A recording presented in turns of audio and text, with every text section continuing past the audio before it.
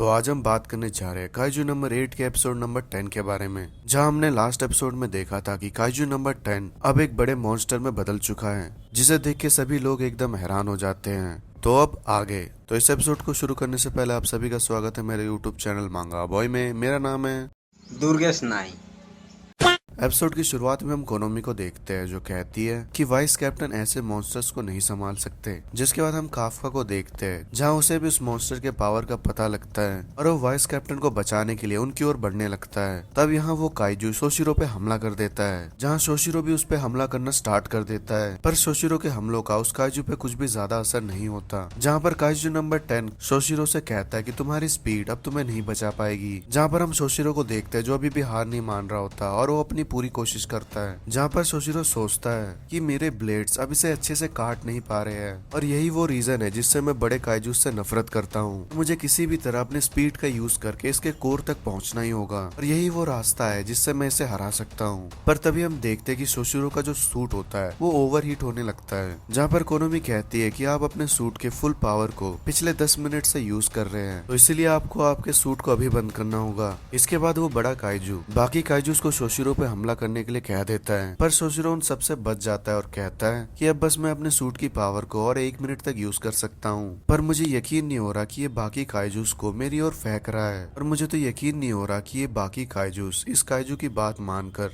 एक तरीके से सेल्फ डिस्ट्रैक्ट हो रहे हैं और असली में काइजूस ऐसे ही होते हैं। पर कोई बात नहीं, कम से कम मैं उसके अटैक से छुप तो पाया और बस मुझे इसके पीछे पहुंचकर इसके कोर पर अब एक हमला करना होगा। इसके बाद हम सोशिरो को देखते हैं, जो बिल्कुल तैयार होता है उसके बैग पे हमला करने के लिए। पर जैसे ही वो हमला करने जाता है, हम देखते कि उस काइजू के पीछे बहुत सारी आंखें आ जाती है और वो बड़ा काइजू सोशिरो को मुक्का मार के दूर फेंक देता है। जहाँ पर सोशिरो बिल्डिंगों को तोड़ता हुआ बहुत दूर जाके गिरता है, जहाँ पर सोशिरो को काफी ज्यादा चोट आती है और उसका सूट उसके मैक्सिमम पावर को बंद कर देता है। जहाँ पर कोनोमी को अभी लगता है कि सोशिरो मर चुका है, जहाँ पर उसे जोर जोर से बुलाने लगती है। और यहाँ पर हम एक फ्लैशबैक देखते हैं, जहाँ पर सोशिरो के फादर उसे कहता है कि अगर तुम 200 साल पहले पैदा हुए होते तो तुम्हें एक जीनियस माना जाता, पर अब तलवारबाजी का जमाना नहीं है। तो तुम्हें समझ आ रहा है ना सोशिरो, तो मेरी सलाह मानो और डिफेंस फोर्स ज्वाइन करने का सपना छोड़ दो। इसके बाद हम फिर से कोनोमी को देखते हैं, जो चिल्ला चिल्ला कर सोशिरो को बुला रही होती है। जहाँ पर सोशिरो होश में आके कहता है कि चिंता मत करो, मैं इतने आसानी से तुम्हारा पीछा नहीं छोड़ने वाला और मैंने उस काइजू से बचने के लिए अपने शील्ड को मैक्स पे सेट कर दिया था।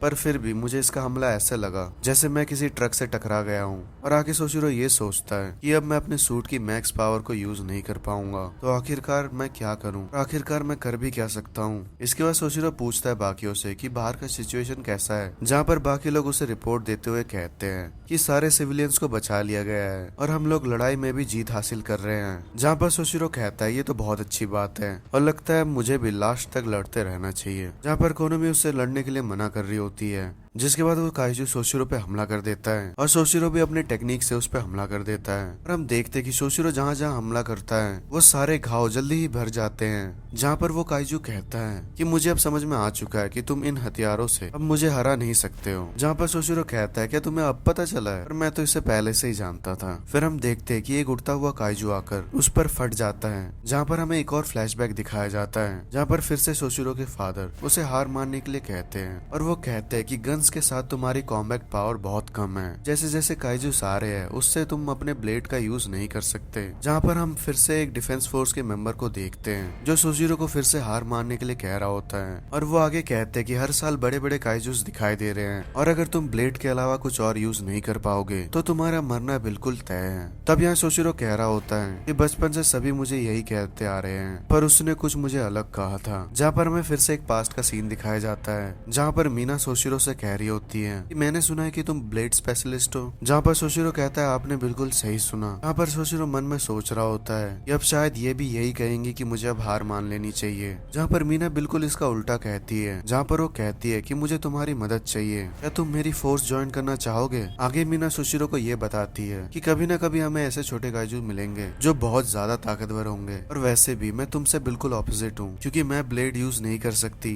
तो इसलिए जब मेरा दुश्मनों को शूट करने का टाइम आएगा तो क्या तुम वहाँ तक पहुँचने के लिए मेरे लिए रास्ता बनाओगे। जहाँ पर हम फिर से शोशिरो को देखते हैं जो सोच रहा होता है कि उसने मुझे बेस का इंचार्ज बनाया है, तो इसलिए चाहे मैं मर भी जाऊं फिर भी मैं इस बेस को प्रोटेक्ट करके रहूंगा। यहाँ पर इसके बाद शोशिरो बार बार अपने टेक्निक का यूज करके उस काइजू पर हमला करने लग जाता है, पर हम देखते हैं कि अचानक से वो काइजू शोशिरो को पकड़ लेता है और उसे वो दबाने लगता है। इसके बाद हम काफका को देखते हैं जो कह रहा होता है कि अब मेरे पास अब कोई चॉइस नहीं बची है। जहाँ पर इचिकावा सोच रहा होता है कि ये नहीं हो सकता, क्योंकि अगर ये यहाँ पर ट्रांसफॉर्म हुए तो इनके बचने के कोई भी चांसेस नहीं होंगे। वो काफका को इस चीज के लिए मना करने लग जाता है, पर काफका सोचता है कि मुझे माफ कर दो क्योंकि मेरे साथियों की जान मेरे से ज्यादा इम्पोर्टेंट है, और ट्रांसफॉर्म होने लग जाता है। और तभी हमें मीना की आवाज सुनाई देती है जो कह रही होती है कि सभी लोगों ने बहुत अच्छा काम किया है। जहाँ पर हम शोशिरो को देखते हैं जो काइजू से कह रहा होता है कि मैंने तुम्हें कहा था कि हम जीत जाएंगे। तभी मीना उस काइजू का हाथ उड़ा देती है जिससे शोशिरो बच जाता है। जहाँ पर वो कहता है कि मैं तो बस यहाँ का वाइस कैप्टन हूँ और मेरी जॉब बस उसके लिए रास्ता क्लियर करना है। जिसके बाद हम मीना को देखते हैं जो कह रही होती है कि ये इमरजेंसी है तो मैं प्रोसीजर्स को स्किप कर रही हूँ, तो वक्त आ गया है इस चीज को उड़ाने का।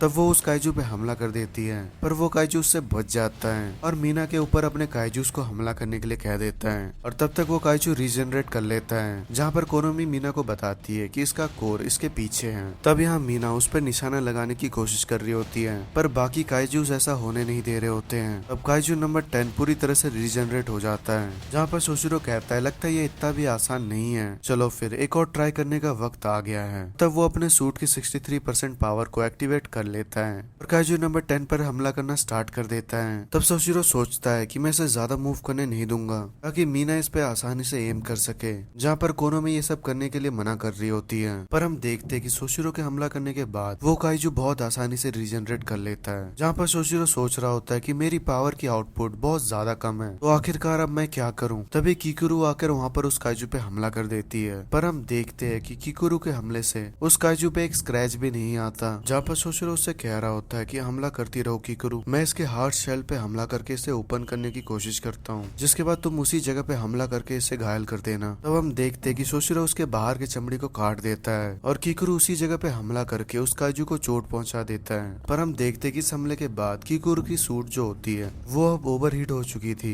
जहाँ पर इसके बाद शोशिरो सोचता है कि कोई बात नहीं, तुमने पहले ही बहुत अच्छा काम कर लिया है किकुरु। तभी मीना उस काइजू के पीछे हमला करने में कामयाब हो जाती है, जिससे उस काइजू का कोर अब दिखने लग जाता है। तब कोनोमी कहती है कि कैप्टन आपके पास अब सिर्फ एक ही गोली बची है। तब मीना जैसे ही दोबारा हमला करने लगती है तभी बाकी काइजूस उसे रोकने के लिए आ जाते हैं, पर तब हम देखते हैं कि मीना की टीम तभी वहाँ पर आकर मीना की हेल्प करने लग जाती है। बाकी सारे लोग भी काइजू नंबर 10 पर हमला करने लग जाते हैं। तभी शोशिरो कहता है कि सभी लोग इस पे हमला करते रहो और उसे रीजनरेट होने का मौका ही मत दो। और तब शोशिरो भी काइजू नंबर 10 पर हमला करना शुरू कर देता है और उसे अलग अलग जगह से काटने लग जाता है। जहाँ पर वो सोच रहा होता है कि मेरी बॉडी मूव करती रहो, तुम्हें इतनी जल्दी हार नहीं माननी है, बस 5 सेकंड और मुझे इसके शरीर को काटते ही रहना है और यही एक रास्ता है जिससे मैं इस लड़ाई में अपनी पहचान बना पाऊंगा। तब वो काइजू शोशिरो को पकड़ लेता है और उसे खाने लगता है। तभी मीना कहती है कि थैंक यू शोशिरो, तुम्हें देखकर आज मुझे लग रहा है कि तुम्हें वाइस कैप्टन बनाना मेरा एक सही डिसीजन था। और अपने सूट की 96% पावर को यूज करते हुए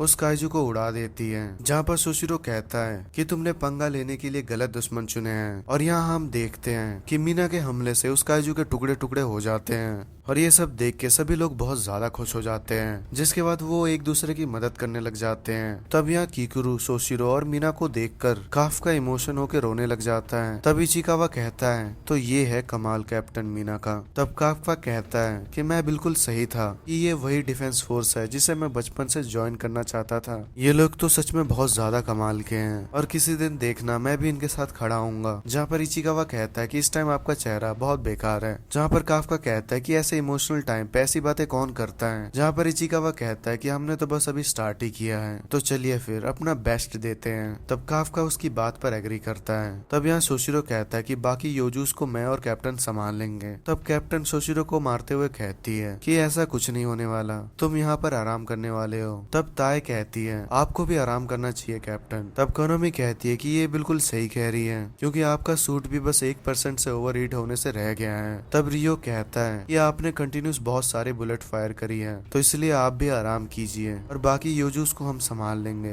तभी मीना का टाइगर जोर जोर से दहाड़ने लगता है और वो सभी लोग देखते हैं कि उनके ऊपर बहुत सारे जोजोस इकट्ठे हो रहे होते हैं। तभी सोशिरो कहता है कि लास्ट में जो वो बड़ा काइजू चिल्लाया था वो उसके मरने की आवाज नहीं थी, बल्कि वो तो इन्हें ऑर्डर दे रहा था। तब कोनोमी कहती है कि इस चीज की एनर्जी बहुत ज्यादा बढ़ रही है और ये इस टाइम एक बॉम्ब बन चुका है जो कि एक 20 किलो टन बॉम्ब से भी ज्यादा धमाका फैलाएगी। ये बिल्कुल एक न्यूक्लियर बॉम्ब जैसा बन चुका है। तब सोल्जर्स उस पर हमला करने लगते हैं पर सोशिरो उन्हें रोकने लगता है और तभी वहाँ पर एक साइड में एक धमाका होता है जिससे उन्हें उनकी प्रेशर का फील हो जाता है और मीना सबको वहाँ से जाने के लिए कहती है। तब सोशिरो सोचता है कि इसके लिए अब बिल्कुल भी टाइम नहीं है, अगर वो चीज ग्राउंड के साथ टकराई। तभी काइजू नंबर 10 कहता है कि इंसानों, लगता है ये लड़ाई अब ड्रॉ हो चुकी है। तभी हम काफका को देखते हैं जो उस बॉम्ब की तरफ बढ़ने लगता है। तब यहाँ सोशिरो चिल्लाते हुए कहता है कि काफका वापिस आओ क्योंकि तुम अब कुछ नहीं कर सकते। तभी सोशिरो नोटिस करता है कि ये इतना फास्ट कैसे दौड़ रहा है क्योंकि 1% कॉम्बैट पावर के साथ आप ऐसा नहीं कर सकते। और तभी काफका काइजू नंबर 8 में ट्रांसफॉर्म हो जाता है जिसे देखकर सभी लोग एकदम हैरान हो जाते हैं। तभी कोनोमी उन सभी को अलर्ट करते हुए कहती है कि हमें बेस से एक और काइजू के होने का सिग्नल मिल रहा है